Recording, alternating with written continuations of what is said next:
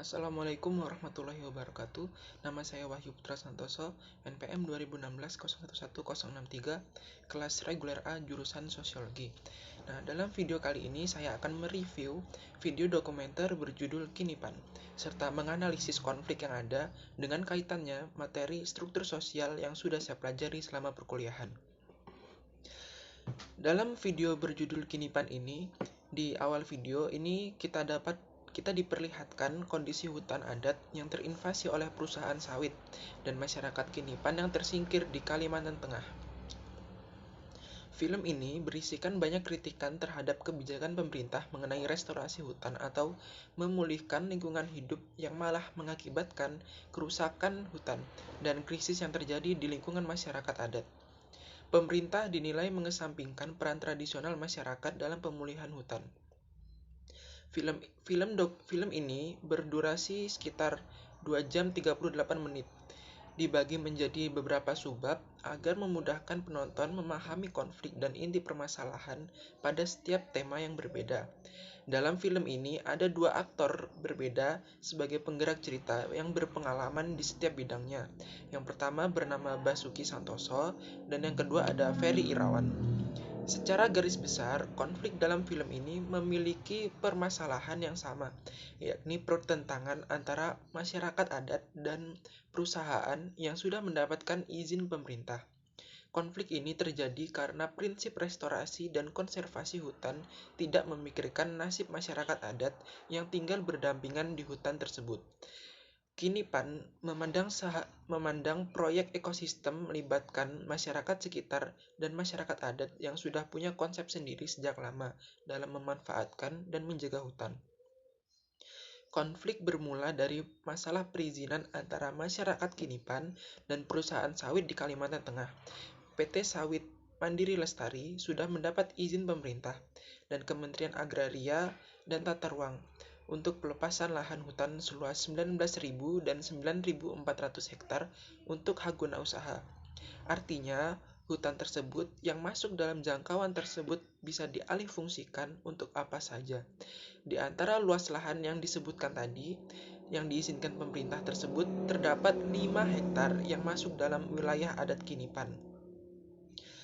Effendi Buhing, Ketua Adat Kinipan, mengaku sudah mengirimkan surat permohonan pada pemerintah daerah setempat dan lembaga pemerintahan lainnya, namun tidak mendapatkan respon. Malah, beliau ditangkap kepolisian dengan tuduhan pencurian yang dilaporkan oleh PT Sawit Mandiri Lestari. Padahal, Pak Effendi Buhing tidak melakukan apapun. Penangkapan ini dinilai sebagai upaya diskriminasi dan kriminalisasi masyarakat Kinipan agar citranya buruk di mata pemerintah supaya perusahaan bisa mengeruk lahan hutan adat Kinipan. Berdasarkan analisis saya, konflik ini bisa dibilang diferensiasi sosial yang terjadi antara masyarakat homogen Kinipan dan masyarakat asing yang berusaha mengambil hak hutan adat dengan cara kekerasan dan sistem kapitalis yang dilakukan perusahaan. Dalam kategori stratifikasi sosial, konflik ini bisa terjadi disebabkan karena ketimpangan atas kepemilikan lahan yang terjadi secara sistematis dan sistem oligarki. Sistem perusahaan tersebut mendapat dukungan pemerintah dan keuntungan pemerintahan itu sendiri.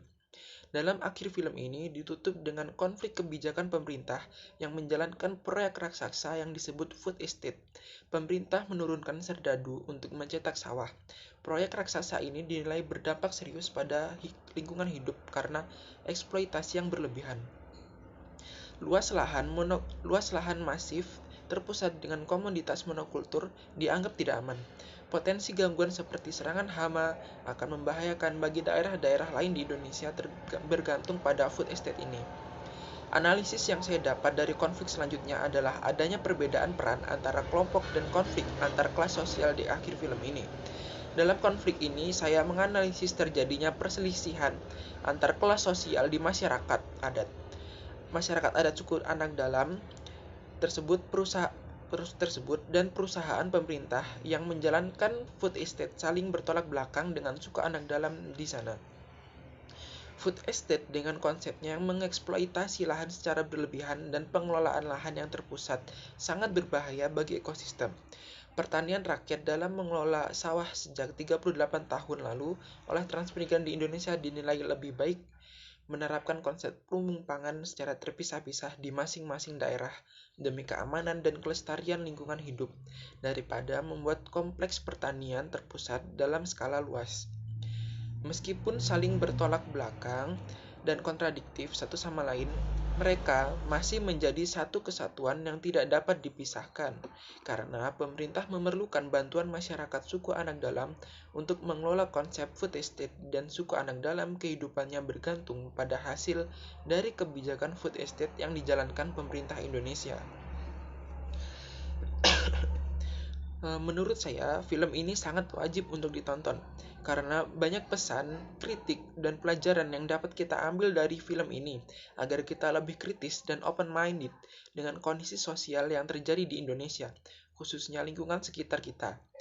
Sekian review dan analisis film dokumenter berjudul Kinipan dari saya. Saya ucapkan terima kasih. Wassalamualaikum warahmatullahi wabarakatuh.